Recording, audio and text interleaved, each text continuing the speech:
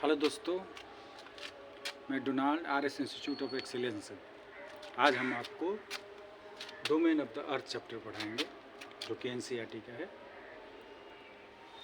इसमें हम आप पढ़ेंगे आज के चैप्टर में lithosphere, hydrosphere, atmosphere and biosphere, स्थलमंडल, जलमंडल, वायुमंडल और जीवमंडल। तो आइए वन बाई वन इसको पढ़ते हैं, समझते हैं कि क्या है इसके पीछे लॉजिक, क्या है, क्यों इम्पोर्टेंट है। चलिए, तो लिथोस्फीयर, लिथो मीन्स होता है रॉक्स, सॉलिड पार्ट। तो जो सॉलिड पार्ट ऑफ द अर्थ जो है ना, वो लिथोस्फीयर, जैसे कि हम जिस पे रहते हैं, तो वो part solid part of the earth where we live, जहाँ पे हम रहते हैं उसको लिथोस्फीयर बोलते हैं। ओके, अब लिथोस्फीयर के पार्ट कौन कौन से हो सकते हैं एग्जाम्पल में? लिथोस्फीयर में मेजर एग्जाम्पल है, आपको देखेंगे मिलेगा आपको कॉन्टिनेंट,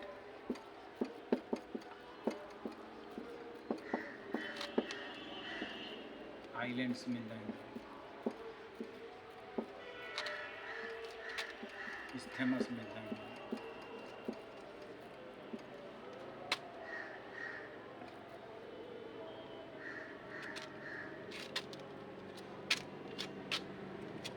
आपको पेनिनसुला हो जाएगा, पेनिनसुला, और भी बहुत सारे चीज़ होते हैं, बहुत सारे, लेकिन कॉन्टिनेंट अब मेजर पार्ट हम आपको समझा रहे हैं कि लिथोस्फीयर में अब सॉलिड पार्ट है, तो सॉलिड पार्ट में कॉन्टिनेंट क्या है, तो बड़े बिग मास ऑफ लैंड रहते हैं ना, जो बड़े बड़े लैंड उनको हम कॉन्टिनेंट बोलते हैं। महाद्वीप, जैसे द्वीप, महाद्वीप, आइलैंड्स, द्वीप होती है छोटी छोटी। आइलैंड्स की पहचान क्या है, डेफिनेशन क्या है कि the small land which is surrounded by water, जो पानी से चारों तरफ से घिरा हो ना, उसको बोलते हैं आइलैंड, द्वीप। जैसे आप बंगाल की खाड़ी में चले जाएंगे तो आपको अंडमान एंड निकोबार द्वीप मिल जाएगा, अरेबियन सी में चले जाएंगे तो लक्षद्वीप मिल जाएगा, श्रीलंका एक कंट्री ऐसा द्वीप है। इस्थेमस, आप इस्थेमस होता है जब दो लैंड मास, दो बिग लैंड मास होते हैं ना, बिग लैंड मास जब जुड़ते हैं एक दूसरे से, जैसे कि आपको इस्थेमस, पॉपुलर इस्थेमस मिल जाएगा आपको नॉर्थ अमेरिका और साउथ अमेरिका, ऐसे जब जाके नॉर्थ अमेरिका साउथ अमेरिका जब ऐसे मिलता है ना, और यहाँ पे साउथ अमेरिका से मिलता है, ये मतलब दो बड़े बड़े लैंड मास को एक छोटा सा लैंड मास, नैरो मास जब जोड़े तो उसको इस्थमस बोलते हैं। ओके, पेनिनसुला, पेनिनसुला है जब कोई भी लैंड मास आपको तीन तरफ पानी से घिरा हुआ, जैसे हिंदुस्तान है, भारतीय प्रायद्वीप बोलते हैं लैंड मास, भारतीय प्रायद्वीप मतलब पेनिनसुला, इंडियन पेनिनसुला।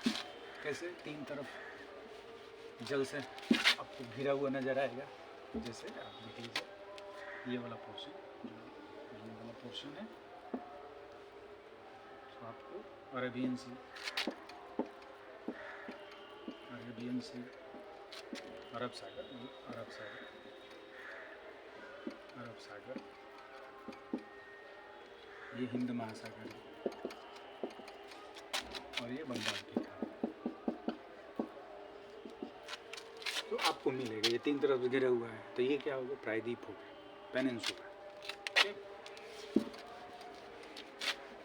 अब मेजर चीज़ों को पढ़े लिथोस्फीयर के अंदर में, जब से हम सबसे पहले हमने क्या पढ़ा, कॉन्टिनेंट मीन्स महाद्वीप।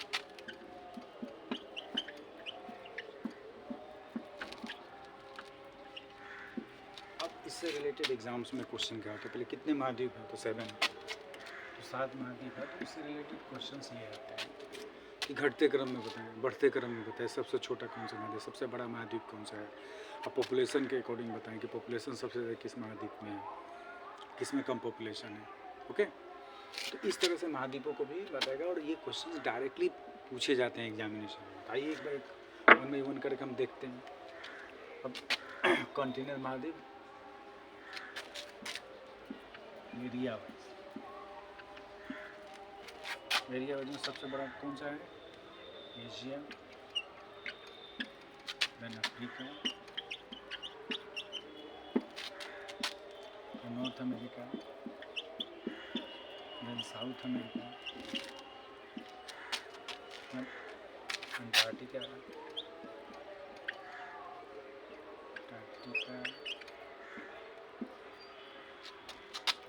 यूरोप है, लास्ट में ऑस्ट्रेलिया। अब ये आपको किसी भी क्वेश्चन में, या तो डायरेक्ट ये आसान क्वेश्चन जीके में सबसे बड़ा महाद्वीप कौन सा है, सबसे छोटा कौन सा है, ये डायरेक्ट पूछ ली जाती है। या इसके अलावा आपको सिंपली ये पूछ ली जाती है कि साउथ में कौन है, नॉर्थ में कौन सा है, ईस्ट में कौन सा है, वेस्ट में कौन सा है, ये आपको डायरेक्ट पूछी जा सकती है। कौन सा महाद्वीप है जिससे तीनों कर्क रेखा, मकर रेखा, विषुवत रेखा गुजरती है, ये है। कौन सा पूछा जाएगा पूरी तरह से साउथ में है, कौन पूछा जाएगा नॉर्थ और साउथ दोनों में है। तो इस तरह से आपको क्वेश्चंस घुमाए जाते हैं, पूछे जाते हैं एरिया वाइज में। अब एरिया वाइज में असेंडिंग ऑर्डर, डिसेंडिंग ऑर्डर, घटते क्रम में, बढ़ते क्रम में, ये सब क्वेश्चंस आते हैं। अब आता है पॉपुलेशन वाइज में कि पॉपुलेशन वाइज कौन सा, सबसे ज़्यादा पॉपुलेशन किस है, एशिया। अब देखिए दोनों जगह पे एशिया आ गया, फिर अफ्रीका, ये भी ठीक है। उसके बाद यूरोप, उसके बाद North America, then South America, then Australia, और लास्ट में अंटार्कटिका।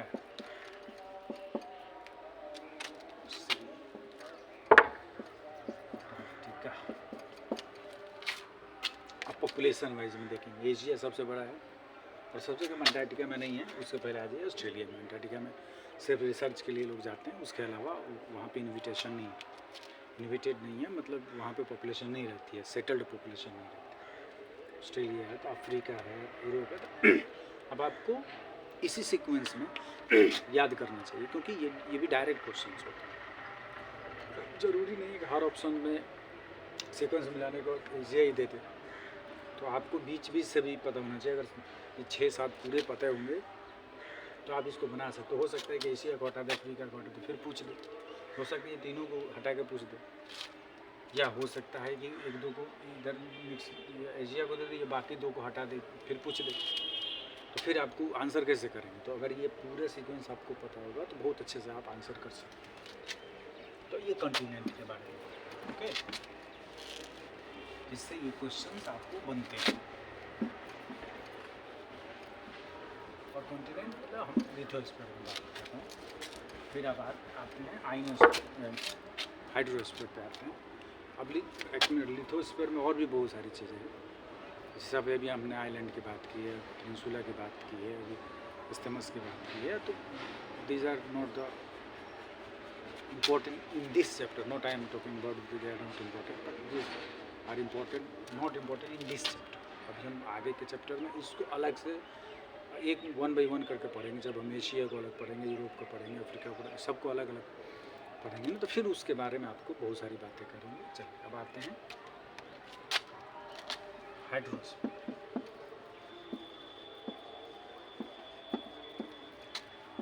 हाइड्रो मीन्स होता है जलमंडल,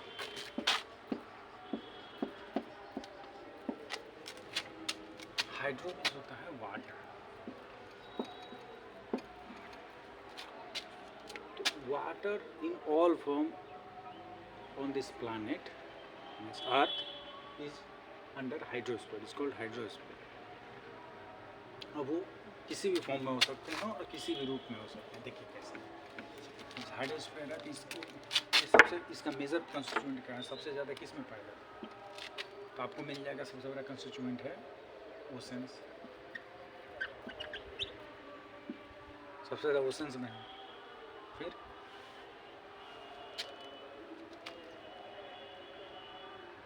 ग्लेशियर है, ग्राउंड वाटर, लेक्स, रिवर्स में हो जाएंगे, वाइपर हो जाएगा,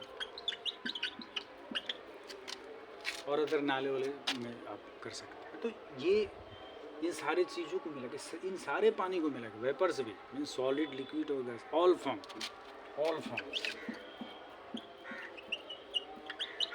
मीन्स सॉलिड, लिक्विड,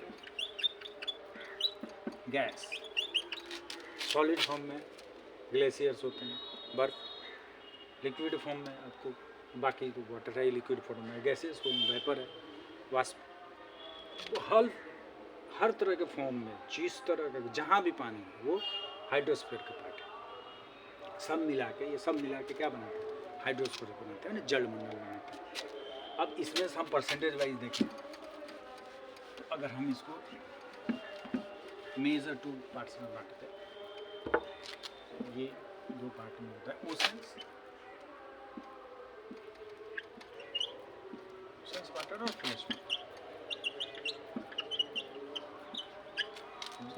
समझ ही सकते हैं, ओशंस वाटर होता है जो कि खारा होता है, आपको सॉल्टी होता है, तो इस वजह से फ्रेश वाटर में जिसे हम पी सकते हैं, जिसे हम खाना बना सकते हैं, धुल सकते हैं। अब देखिए ये 97.5%, ओनली 2.5% ही पीने लायक पानी है। ओके, और इन 2.5%, अब ये डायरेक्ट क्वेश्चन पहले से डायरेक्ट बनते हैं। अब ये बनता है फ्रेश वाटर से क्वेश्चन बनता है। फ्रेश वाटर का क्वेश्चन ये है कि इसमें से सबसे ज़्यादा किसमें, ये है ट्रिक जीजीएल ट्रिक है, मतलब G4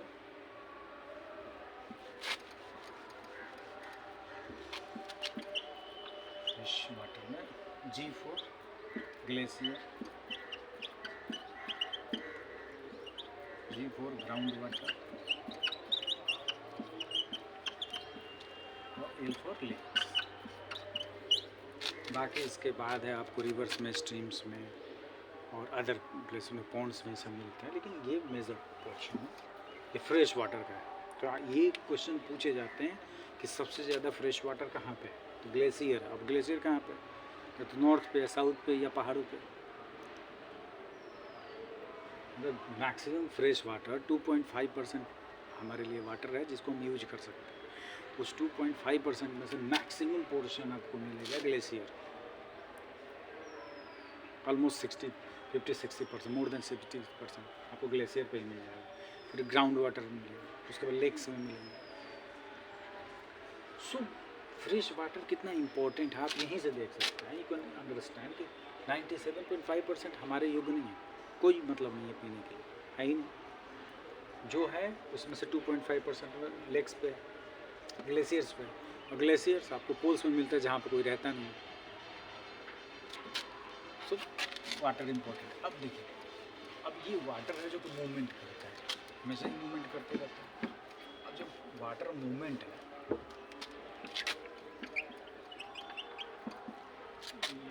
मूवमेंट ऑफ वाटर जो है वो 3 फॉर्म में होता है, जिसको एक बोलते हैं वेव्स, टाइड्स और करंट।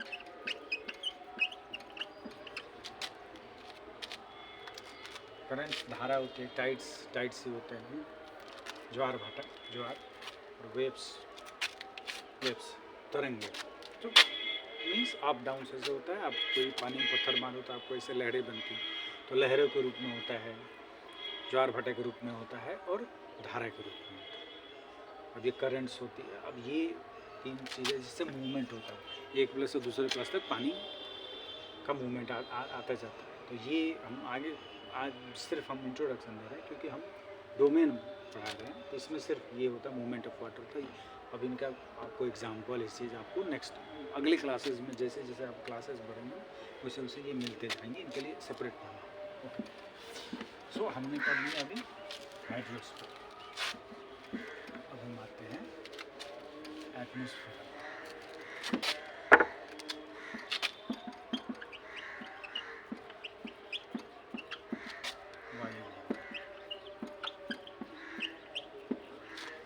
वायुमंडल पृथ्वी के चारों ओर गैसों की परत को वायुमंडल कहते हैं। अब ये वायुमंडल है जो कि चारों तरफ गैसेज हैं और डिफरेंट काइंड ऑफ गैसेज, बहुत सारी गैसेज हैं। उन सारी गैसों में सबसे इम्पोर्टेंट गैसेज हैं जो कि nitrogen, oxygen, carbon, carbon dioxide. इसका ट्रिक है नो एसी, एसी नहीं, नो एसी। आप इसको नो एसी के तौर पे याद कर सकते हैं। डिसेंडिंग ऑर्डर ऐसे घटते जा रहे हैं, पहले सबसे ज़्यादा नाइट्रोजन, फिर ऑक्सीजन, फिर आर्गन है और फिर carbon dioxide. Okay, nitrogen 78%, oxygen 21%, something approximately है 0.1 छोड़ दीजिए, argon 1%, almost 0.93%, and then CO2 0.003%। जो आप इसके अलावा बाकी जो भी गैसेज हैं इसके बाद की 1% के अंदर में सब बाकी जितनी भी गैसेज होती हैं आती हैं। सो आपको ये बेसिक, अब ये डायरेक्ट क्वेश्चन पूछे जाते हैं कि सबसे मैक्सिमम क्या है, ऑक्सीजन का परसेंटेज क्या है पूछा गया है, और उन सब थर्ड नंबर पे कौन सा है, फोर्थ CO2 का परसेंटेज कितना। अब देखिए 0.003 CO2 है, फिर भी इसकी वजह से वायुमंडल गर्म हो रहा है, एटमॉस्फेयर। हम आपको ग्लोबल वार्मिंग पढ़ते हैं, तो ग्लोबल वार्मिंग का बेसिक कंस्टिट्यूएंट क्या है, तो CO2 की मात्रा है। उस पर कितनी सारी आपको COP 21, 26 अभी कितनी सारी मीटिंग्स होती जाती रहती हैं, आप पढ़ोगे। इंटरनेशनल सेमिनार्स होते हैं, आपको कन्वेंशन होते हैं, प्रोटोकॉल्स हैं, तो अर्थ समिट हुई है, तो ये सारी चीज़ें सिर्फ इतने की वजह से होती है। आगे इसको पढ़ेंगे कि क्यों ये इम्पोर्टेंट है और क्यों इसकी वजह से ये इतनी सारी प्रॉब्लम हो रही है जो ग्लोबल वार्मिंग होती है। और डायरेक्ट ये क्वेश्चन है, आप इसको पढ़ें। अब हमने लिथोस्फीयर पढ़ लिया, हाइड्रोस्फीयर पढ़ लिया, एटमॉस्फेयर पढ़ लिया। अब एटमॉस्फेयर के कितने लेयर हैं, 5 टाइप्स हैं। फर्स्ट क्या है, ट्रोपोस्फीयर,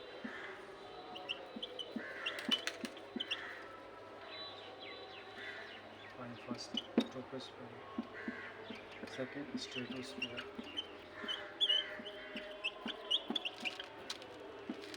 थर्ड मेसोस्फीयर, मध्यमंडल, थर्मोस्फीयर, थर्मो और आइनोस्फीयर,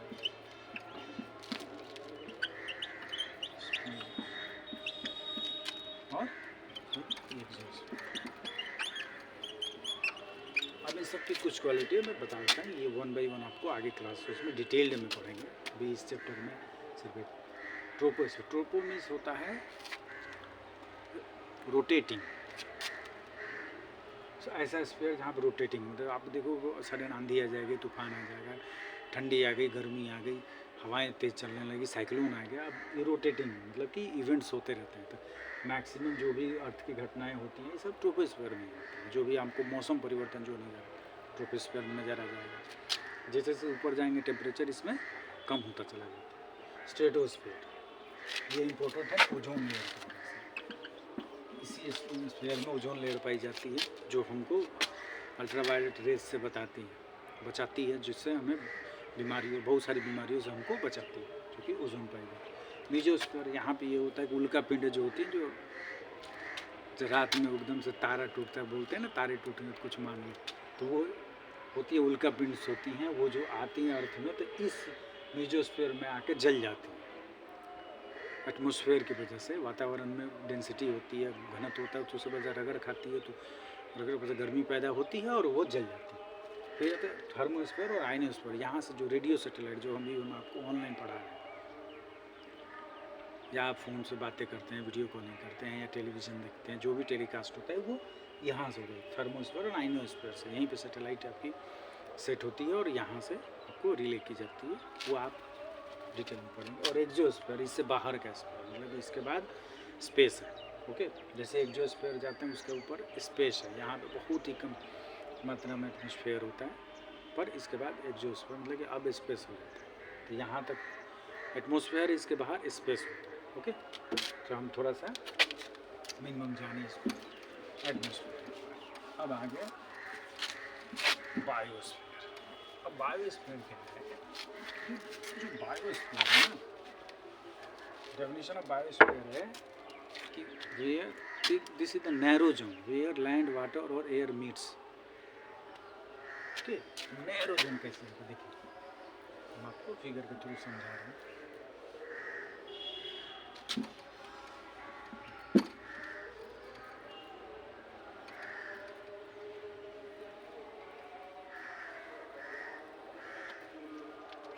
इसको हम एटमॉस्फेयर बोल देते हैं, लिथोस्फीयर कर देते हैं, इसको हाइड्रोस्फीयर। अब तीनों जो मिल रहा है ये this is called biosphere. Bio means life. इस लाइफ के ओरिजिनेशन के लिए, जो लाइफ जिंदगी के लिए जो जीवन है, पेड़ पौधे चाहे इंसान जो भी है, उसके लिए ये कंडीशन, तीनों कंडीशन एटमॉस्फेयर, लिथोस्फीयर और हाइड्रोस्फीयर का कंड्यूसिव अच्छा कंडीशन होना ज़रूरी है। कैसे? अब जैसे लिथोस्फीयर की बात कर रहे हैं, आप पोल वर्ड चले जाइए, नॉर्थ पोल या साउथ पोल पे आपको इंसान नहीं मिलेंगे। क्यों? क्योंकि एक्सट्रीम कूल है, बहुत ही ठंडा है। तो बहुत ठंडा में लाइफ सर्वाइव करेगा? नहीं करेगा। इसलिए एटमॉस्फेयर में आप चले जाए, सबसे ऊपर चले जाएँ आप, जैसे अभी एटमॉस्फेयर में आपको बताया कि नीचे वाला जो लेयर है जिसको ट्रोपोस्फेयर बोलते हैं, यहाँ पे हर चीज़ है, ऑक्सीजन, नाइट्रोजन, हाइड्रोजन, जो भी गैसेज है जो हमारे लिए इंपॉर्टेंट है, ऑक्सीजन यहीं पे मिलेंगे। ऊपर जैसे जैसे जाएंगे ऑक्सीजन खत्म हो जाएगा, ऑक्सीजन नहीं मिलेगा, तो ऑक्सीजन नहीं मिलेगा तो लाइफ नहीं होगी। तो इसलिए सभी पूरे एटमॉस्फेयर में लाइफ नहीं हो सकती है। उसी तरह से हाइड्रोस्फीयर, हाइड्रोस्फीयर में आपको 500 मीटर और 1000 मीटर तक आपको जीव जंतु मिलेंगे, उसके नीचे जाएंगे तो नहीं मिलेंगे। पूरे हाइड्रोस्फीयर में आपको जीव नहीं मिलेंगे। अब मेरियाना ट्रेंच में चले जाए, नहीं मिलेंगे, सबसे गहरा है। क्यों? क्योंकि जो सनलाइट है, जो सबसे इम्पोर्टेंट चीज़ है जीवों के लिए, सनलाइट, फोटोसिंथेसिस जैसे प्रोसेस होती है, प्रकाश संश्लेषण की प्रक्रिया होती है, उसके लिए लाइट की ज़रूरत है, प्रकाश की ज़रूरत है। और प्रकाश मैक्सिमम 500 to 1000 मीटर तक ही जा सकती है पानी में, तो लाइफ उतना ही दूर तक हो सकती है। और गहराई तो 11,000 मीटर तक है, किलोमीटर तक है, 11,000 मीटर तक है आपको मेरियाना ट्रेंच का। तो कैसे होगा? इस वजह से कंड्यूसिव चाहिए, मतलब ये तीनों लिथोस्फीयर, एटमॉस्फेयर, हाइड्रोस्फीयर का एकदम बढ़िया अच्छा वाला जो सिचुएशन होगा ना, वही लाइफ को पैदा करता है। तो ये मिला के बायोस्फीयर है, तीनों को मिला के, पर तीनों का बेस्ट पार्ट मिला के जो होता है ना, ये बायोस्फीयर, जहाँ पे तीनों मीट करती हैं और लाइफ के लिए ज़रूरी है। Okay, that's why. अब देखिए इफेक्ट, अब हम आप करते हैं कि इफेक्ट क्या, कि कैसे एक दूसरे को इफेक्ट करते हैं। अब जैसे एटमॉस्फेयर है, अभी हम ग्लोबल वार्मिंग इशू है, बहुत सारे आप सुने होंगे, ग्लोबल वार्मिंग की बात चल रही है। अब ग्लोबल वार्मिंग क्यों है? उनको CO2 इंक्रीज कर रहा है। अब देखिए, अभी हमने आपको CO2 की बात की थी 0.003%, सिर्फ इतना ही है। तब मतलब कि थोड़ी सी इंक्रीज़ की है तो एटमॉस्फेयर की हालत ख़राब हो गई है। देख लीजिए, एक्सट्रीम वेदर आपको चल रहा है, कभी खूब ठंडी हो रही है, खूब गर्मी हो रही है, खूब बारिश हो रही है, खूब सूखा हो रहा है। आपको एक्सट्रीम वेदर आपको मिल जाएगा आजकल, आप सुन सकते हैं, आप एक्सपीरियंस कर लीजिए। अगर नहीं है तो आप अपने घर वालों से पूछ लीजिए, अपने फादर जो भी फोर फादर हैं उनसे पूछिए कि पहले का मौसम आज के मौसम में कितना फ़र्क है, डाटा पढ़ सकते हैं। सो आपको समझ में आएगा कि सिर्फ एक चीज़, सिर्फ CO2 इंक्रीज की है थोड़ी सी, तो एटमॉस्फेयर की स्थिति खराब, एटमॉस्फेयर का तो लिथोस्फेयर की स्थिति खराब होने लगती है। कैसे? अब इतना एक्सट्रीम वेदर होगा तो सूखा पड़ेगा, बाढ़ पड़ेगा, तो इस पर किस पे लाइफ प्रभावित हुआ? अब देखिए लिथोस्फेयर, अब हमने पेड़ पौधों को खूब काटा, किस लिए? खेती बाड़ी के लिए। कि पेड़ पौधों को बहुत सारा काटा तो उससे क्या हुआ?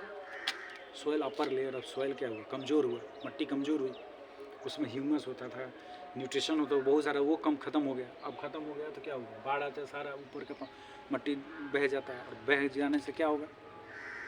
फिर प्रोडक्शन ख़त्म हो जाएगा, तो इसका नुकसान हुआ। इसने इसको भी किया कि अगर हम पेड़ पौधे ज़्यादा काटे तो एटमॉस्फेयर में CO2 की मात्रा बढ़ गई। क्यों? क्योंकि ऑक्सीजन, पेड़ पौधे ऑक्सीजन छोड़ते हैं, कार्बन डाइऑक्साइड लेते हैं। अब आते हैं हाइड्रोस्फीयर। अब हाइड्रोस्फीयर कैसे? अब हम इतनी सारी गंदगी पैदा कर रहे हैं, यहाँ पर मिट्टी सेटिंग निकली, यहाँ पे एटमॉस्फेयर में CO2 बढ़ा, तो ये एसिड बना देता है, इसको एसिडिक बन देता है। जो नेचर है वाटर का ऐसे न्यूट्रल है, पर वो एसिडिक हो जाएगा, pH वैल्यू उसकी कम हो जाएगा, एसिडिक हो जाएगा, तो आपको अंदर के जीव जंतु वो मरना शुरू हो जाएंगे। कोरल रीफ्स आप पढ़े होंगे, वो इंडिकेटर, तो वो ख़त्म होने लगते हैं। वाटर का टेम्परेचर बढ़ जाएगा, तो बढ़ जाएगा तो आपको आंधी तूफान और ज़्यादा आना शुरू हो जाएगा। अल नीनो ला नीनो का प्रभाव पड़ते पड़ेंगे। इस साल खूब बारिश हुई, साल बारिश ही नहीं हुई, हमारे मानसून पर प्रभाव पड़ता है, वो पढ़ेंगे आगे चल के, तो वो शुरू हो जाएगा। बहुत सारी बीमारियाँ शुरू हो जाएंगी, बहुत सारी बारिश होंगी, अचानक से बारिश होगी। रेगिस्तान में भी बारिश होने लगी है। अचानक से अगर बारिश बहुत ज़्यादा हो जाएगी तो वाटर लॉगिंग सिचुएशन हो जाएगा, बहुत सारा पानी लगेगा तो मच्छर पैदा होंगे, बहुत सारा डेंगू पैदा होंगे, तो बीमारियाँ शुरू हो गई। तो एक दूसरे को प्रभावित करते हैं और इस चीज़ डायरेक्ट आपको बायोस्फीयर पे चला जाता है, मतलब लाइफ पे चला जाता है। इसमें से कोई भी बैलेंस ख़राब होगा तो सीधे लाइफ हमारा परिवर्तित होगा, हमारे लाइफ में असर पड़ेगा उसका। तो ये एक दूसरे से कनेक्टेड है, इसीलिए ये बोला कि कंड्यूसिव होना चाहिए। तीनों जब एक जगह, सिर्फ नैरो जोन है, पूरा जोन है, नैरो जोन है, पतला सा जोन है, छोटा सा जोन है, जहाँ पे ये तीनों बहुत अच्छे तरीके इस सिचुएशन में होते हैं, तब वो लाइफ का निर्माण करते हैं। ओके, नेक्स्ट वीडियो में हम आपको इससे रिलेटेड, चैप्टर से रिलेटेड क्वेश्चन आंसर को देंगे। और अगर आपको लगता है कि ये अच्छा जा रहा है या हम अच्छा कर रहे हैं, या आप और कुछ चाहते हैं कि हम इसी तरह की और सब्जेक्ट के लिए सीरीज़ शुरू करें, जैसे पॉलिटी के लिए, इकोनॉमी के लिए, ज्योग्राफी के लिए, अदर सब्जेक्ट के लिए, फिजिक्स केमिस्ट्री के लिए, मैथ के लिए, तो प्लीज़ लाइक करें, शेयर करें, सब्सक्राइब करें और कमेंट करके बताएं कि आपको कैसा लगा। Thank you.